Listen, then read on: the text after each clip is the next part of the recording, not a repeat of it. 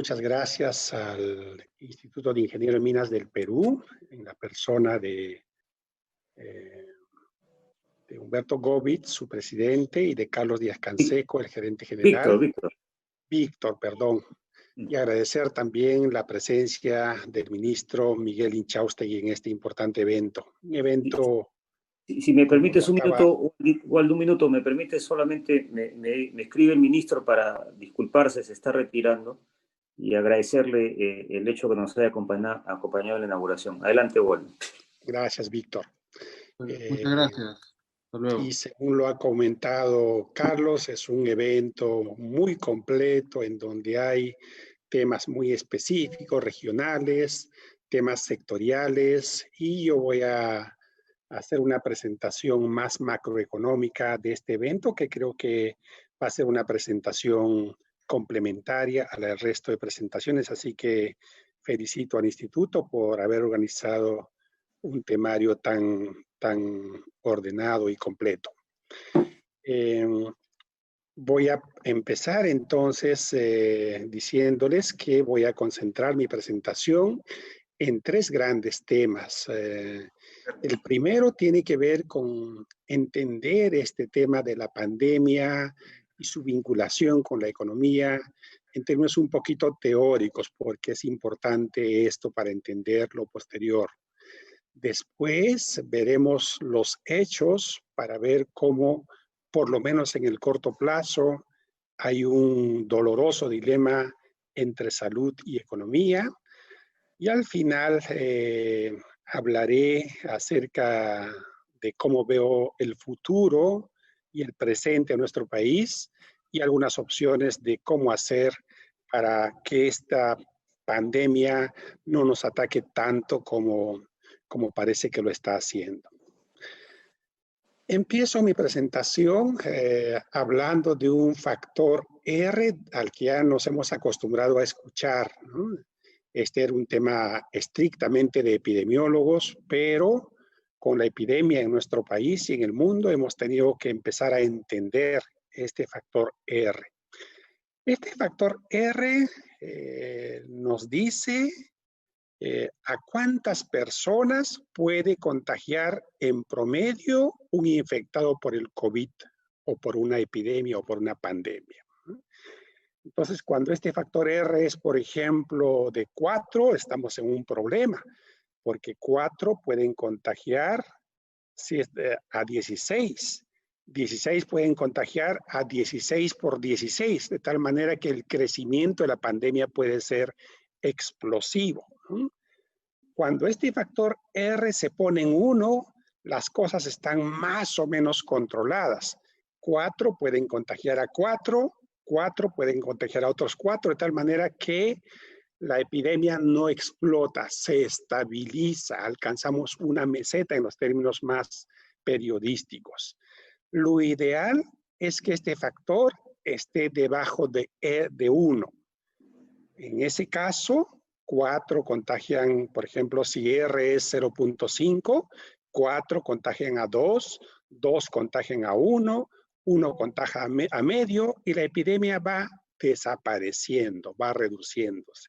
Entonces, la estrategia consiste en cómo reducir este factor R.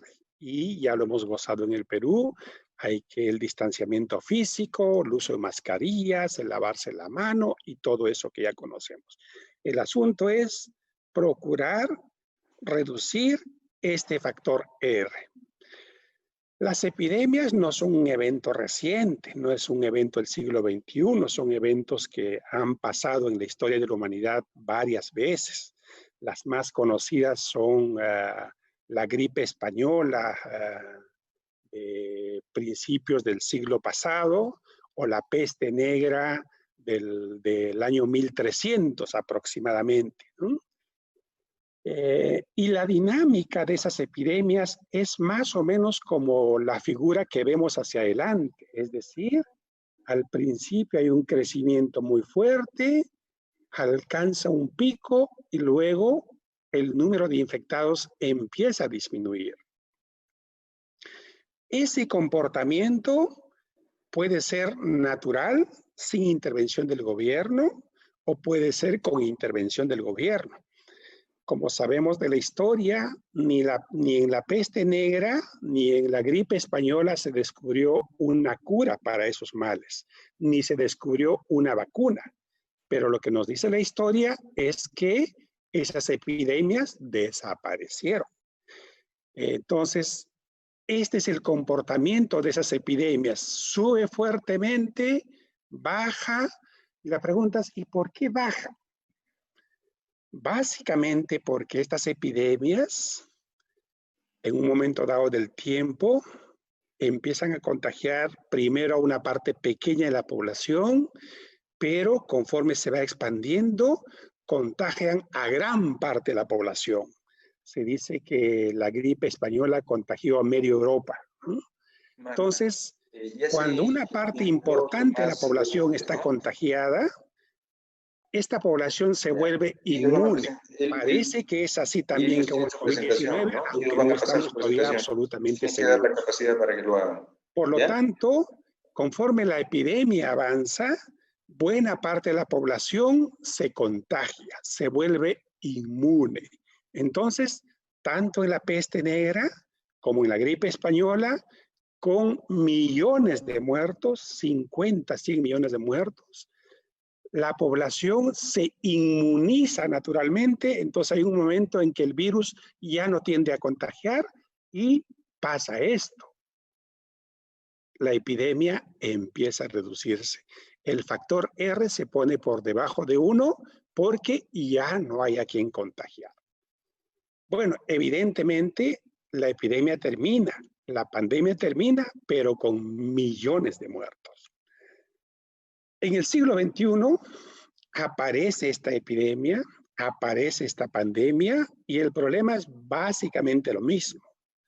En el gráfico que les estoy mostrando una situación en donde el gobierno, la política pública no hace nada. Esta sería la evolución natural de esta epidemia. Pero tenemos un problema. En este caso, la política pública tiene que actuar. Y la política pública tiene un dato aproximado, la capacidad inicial del sistema de salud. En concreto, esa capacidad podemos resumirla en a cuántas personas puede atender nuestro sistema sanitario, los hospitales, las postas, las clínicas en el Perú.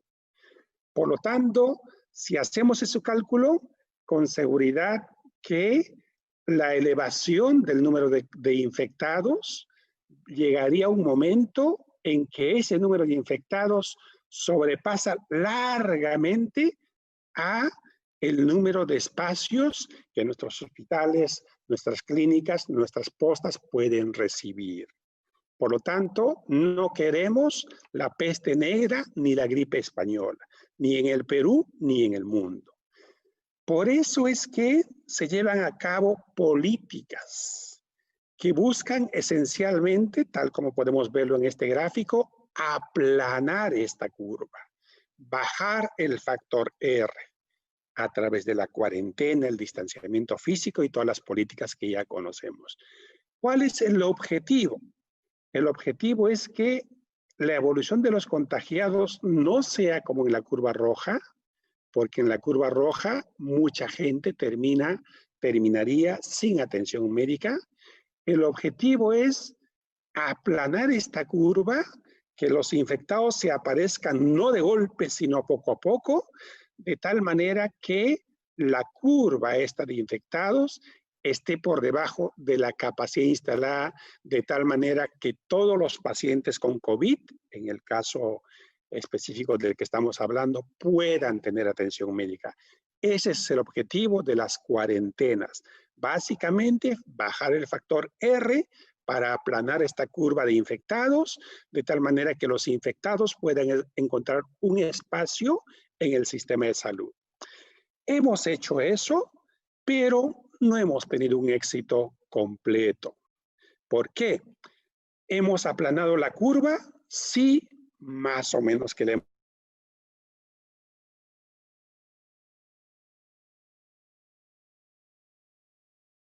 capacidad de nuestro sistema de salud, sí hemos avanzado.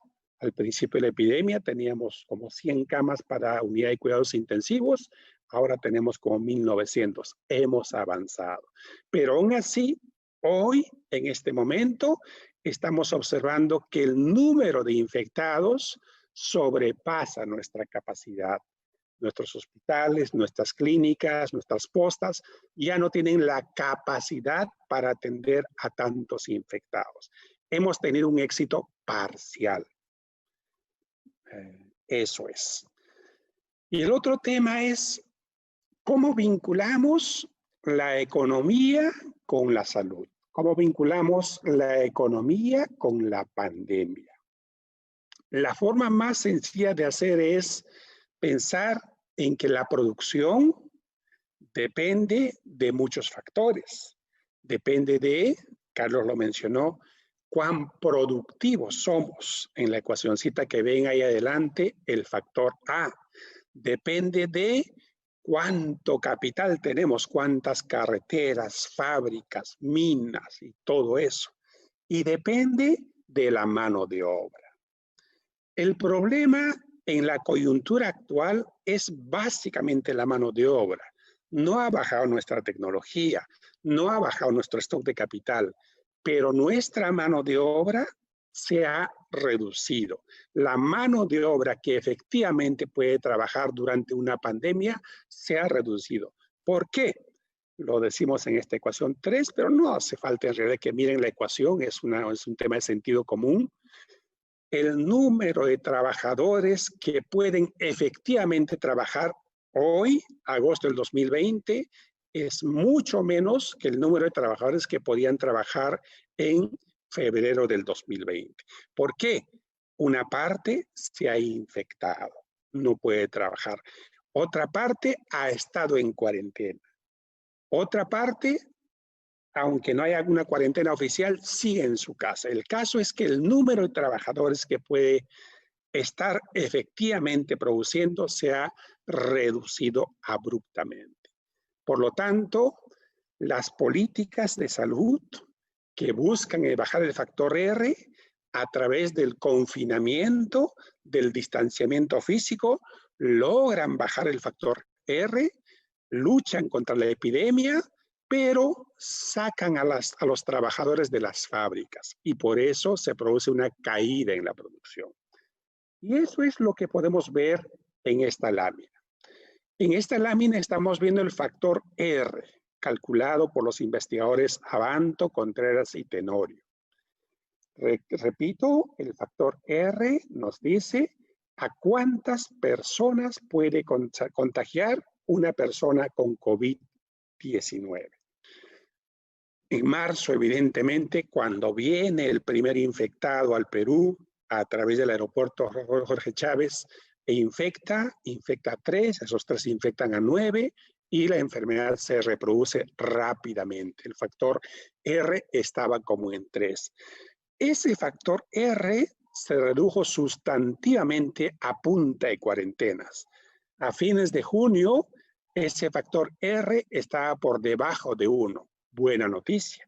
Les contaba al principio que cuando este factor está por debajo de 1, la capacidad de contagiar disminuye. El crecimiento de la epidemia se paraliza o empieza a reducirse. Pero en esos tiempos de cuarentena, evidentemente los trabajadores estaban en sus casas, no podían producir, la producción tiene que estar cayéndose. Termina la cuarentena a fines de junio, empezamos con las actividades económicas. Buena noticia, la economía empieza a levantarse un poquito. Mala noticia, el factor R, como pueden ver en una lámina, empieza a levantarse también. Estamos en un dilema. Entre marzo, abril, mayo y junio, atacamos al virus, combatimos la pandemia, mejoraron los indicadores de salud y la economía se requete cayó. Abrimos un poquito la economía mejoró un poquito y el factor R volvió a elevarse. Un gran problema.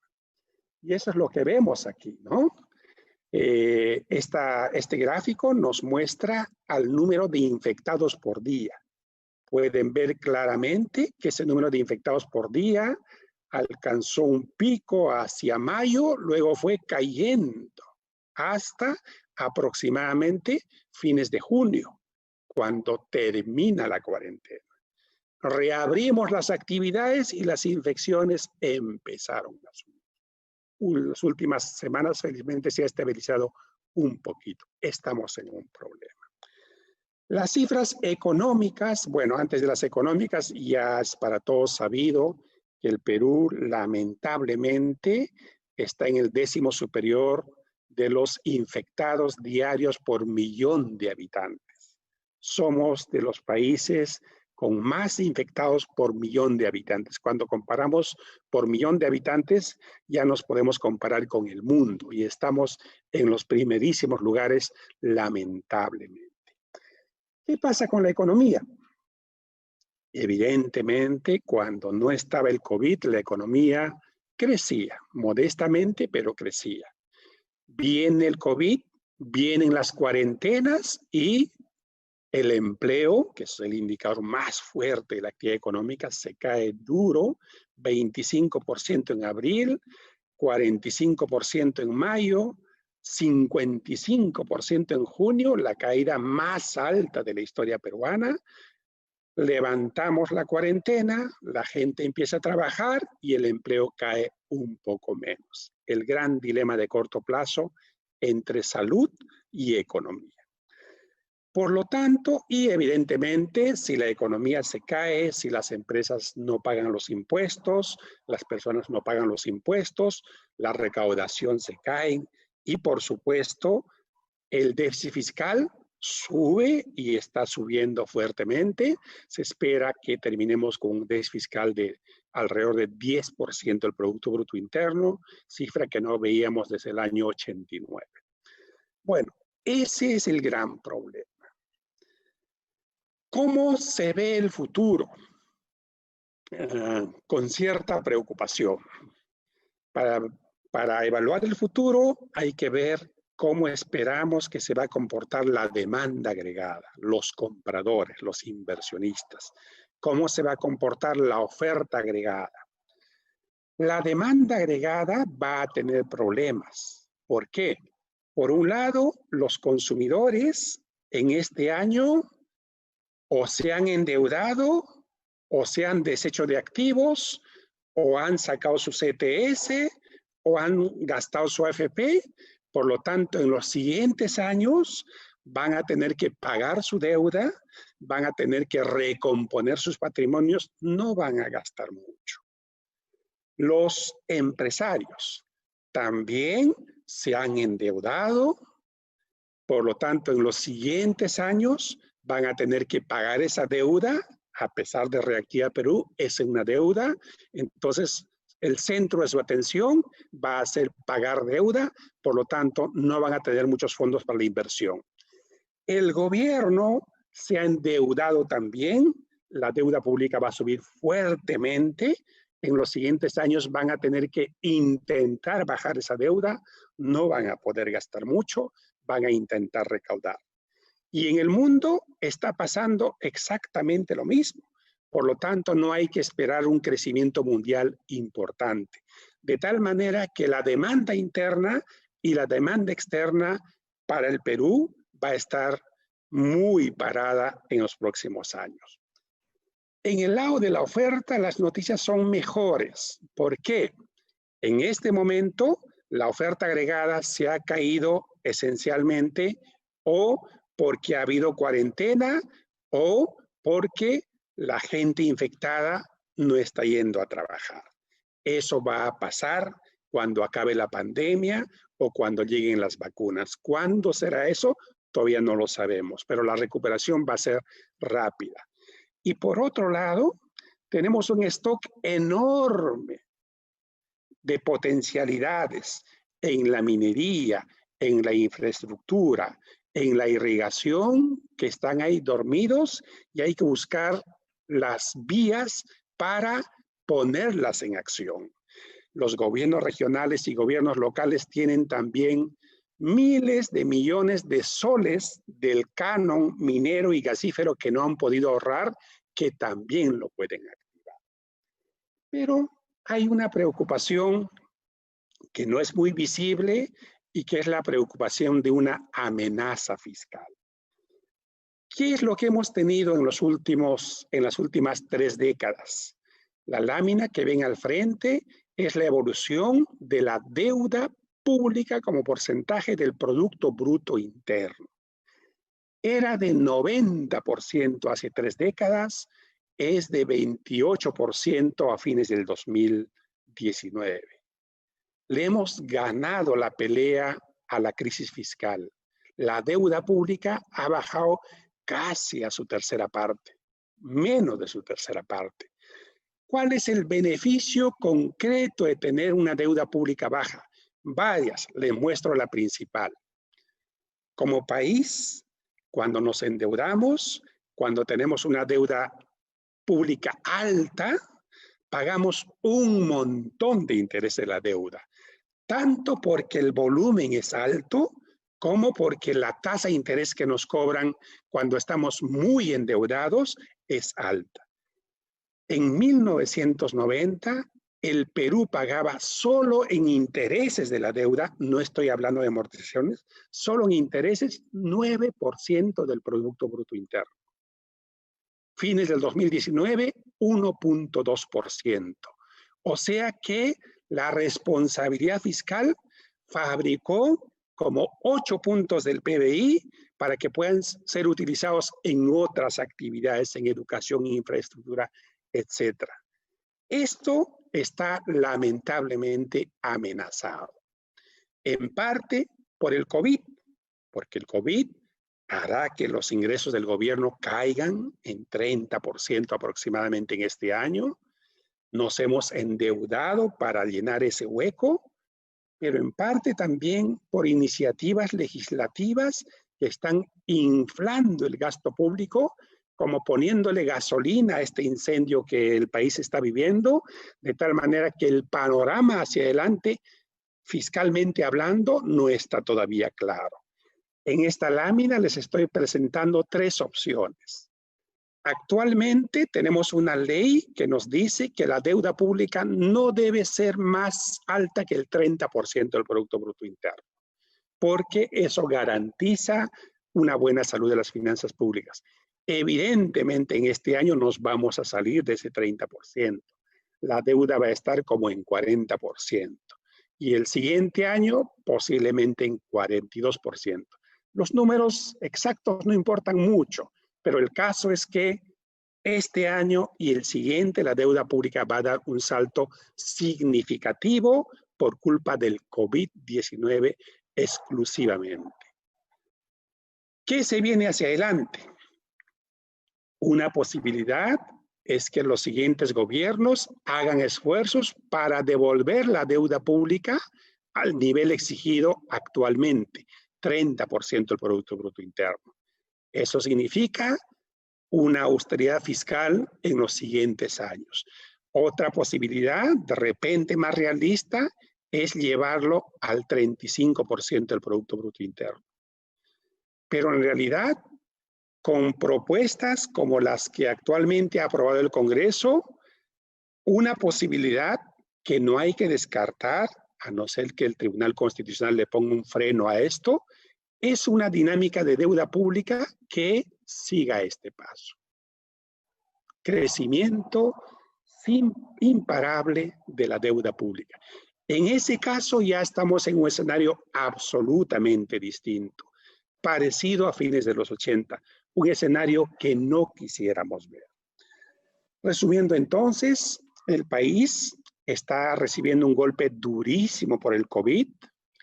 No hay muchas expectativas de que la demanda agregada suba en los próximos años, ni en el Perú ni en el mundo. Tenemos felizmente un montón de potencialidades por la parte de la oferta agregada que hay que alentar y activar, y ninguna política va a poder funcionar apropiadamente si nuestra cuestión fiscal se sale de nuestro control. Ese es un elemento que hay que tener en cuenta cualquiera sea la propuesta de política que se deba hacer para salir relativamente bien parados de esta pandemia que nos ha golpeado durísimo. Muchísimas gracias.